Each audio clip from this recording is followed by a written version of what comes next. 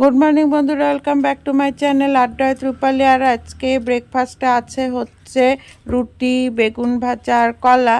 এই ব্রেকফাস্ট নিয়ে বসে গিয়েছি আমি আর ছেলে। হাজব্যান্ডের খাওয়া হয়ে গিয়েছে, হাজব্যান্ড খেটে স্কুলে চলে গিয়েছে। এখন আমি আর ছেলে নিয়ে বসেছি। আর হচ্ছে বন্ধুরা, শরীরটা আমার খুব একটা ভালো নেই আজকে।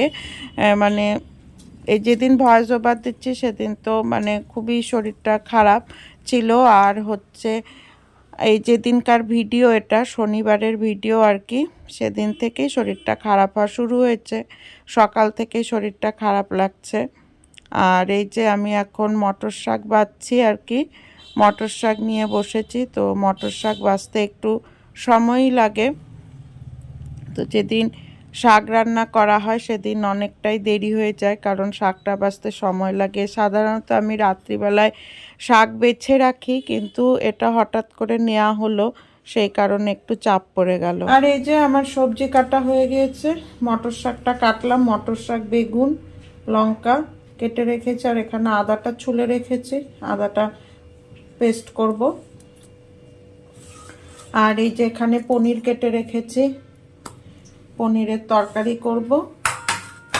পনিরের জন্য আলু, টমেটো, কাঁচা লঙ্কা কাটা আছে। আর এই যে এদিকে মটরশুঁটিও ছুলে রেখেছি, আর বেগুন সকালেই ভেজেছি। ব্যাস, এই আজকে রান্না হবে।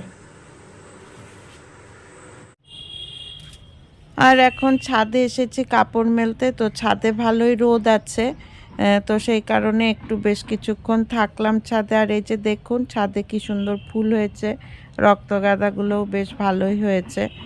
আর হচ্ছে এই ফুলগুলোর নাম আমি জানি না কি ফুল, কিন্তু দেখতে খুব সুন্দর লাগছে। কালারটা দেখছেন কি অপূর্ব হয়েছে, আমার তো ভীষণ ভালো লাগছে, দারুণ সুন্দর হয়েছে ফুলগুলো।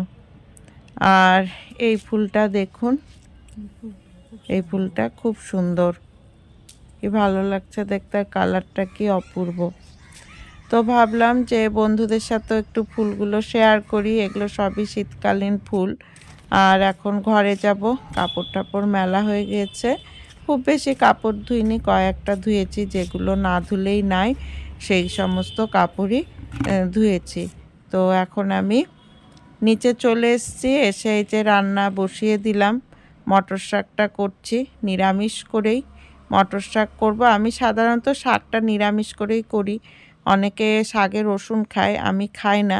আমি সবসময় এই রকম বেগুন দিয়ে, লঙ্কা দিয়ে ভাজি আর কি।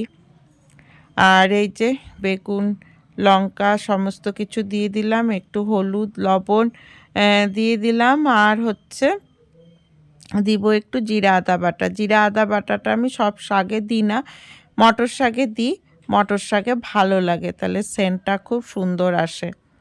আর আমিষ করে করলে ইলিশ মাছের মাথা দিয়ে কিন্তু খুব দুর্দান্ত লাগে এই মটর শাক খেতে। আর হচ্ছে ইলিশ মাছের মাথা আমার ঘরে আছে, ফ্রিজে আছে, কিন্তু যেহেতু আজকে শনিবার, এই জন্য নিরামিষ করেই খেতে হবে। তো এই যে আমার শাক ভাজাটা প্রায় হয়ে গেল। তো একটু কিছুক্ষণ ঢাকা দিয়ে রাখলাম। যত বেশি শাক হোক না কেন, রান্না করতে করতে কিন্তু অল্প একটুই হয়ে যায়। আর এই যে মটর শাকটা আমার হয়ে গিয়েছে ভাজা। আর এদিকে তারপরে আলু পনির তরকারিটাও হয়ে গেল। আজকে বেশি কিছু রান্না নেই, এই আলু পনির তরকারি, শাক ভাজা আর ডাল, আর সকালের বেগুন ভাজা আছে। আর গুড ইভিনিং বন্ধুরা, ডাক্তারের কাছে এসেছি, তো বসে আছে। আমার নাম আছে হচ্ছে 5 নম্বরে, হাজব্যান্ড এসে নাম লিখিয়ে গিয়েছিল, তো আমার নাম 5 নম্বরে ছিল। তো শরীরটা খুবই খারাপ হয়েছে, আর পারছিলাম না। তো সেই কারণে হাজব্যান্ড সন্ধ্যাবেলায় স্কুল থেকে এসে আমাকে নিয়ে আসলো ডাক্তারের কাছে। দেখা যাক কি হয়, পরে আপনাদেরকে সব জানাবো। তো এখন আমরা বাড়ি ফিরছি, ডাক্তার দেখানো হয়ে গিয়েছে। আর এই যে আমাদের বাড়ির সামনেই এই ভাপা পিঠা ভাজে, তো ভাবলাম কয়টা নিয়ে যাই, ঘরে গিয়ে খাবো। আর ভাপা পিঠাটা খেতেও ভালো লাগে, আর এই পিঠাটা খেলেও কোনো ক্ষতি হয় না, কোনো তেল মশলা কিছুই নেই এই পিঠার মধ্যে, শুধু চালের গুঁড়া, গুড় আর নারকেল দিয়ে করে। খুব ভালো বানায় আর বেশ বড় বড় করে বানায়। তো বন্ধুরা, আমার ব্লগটা আজকে এখানেই শেষ করব, আর বেশি টানবো না। যদি ব্লগটা ভালো লেগে থাকে তো অবশ্যই লাইক করবেন, শেয়ার করবেন, আর কেমন লাগলো অবশ্যই কিন্তু কমেন্টস করে জানাবেন। আর বন্ধুরা, এতক্ষণ ধরে আমার সাথে থেকে আমার ব্লগটা দেখার জন্য আপনাদের সবাইকে অসংখ্য অসংখ্য ধন্যবাদ। আর এই যে দেখুন ভাপা পিঠাগুলো কত তাড়াতাড়ি ভাজতেছে, মানে তৈরি করতেছে, মানে ওদের হাতের এত স্পিড আর কি। আমি না এই ভাপা পিঠাটা বানাতে পারি না, সেই কারণে কিনেই খাই।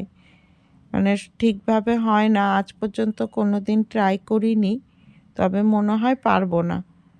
তো ঠিক আছে বন্ধুরা, রাখছি। পরবর্তীতে আবার আসবো নতুন আর একটা ভিডিও নিয়ে। Tata, bye bye.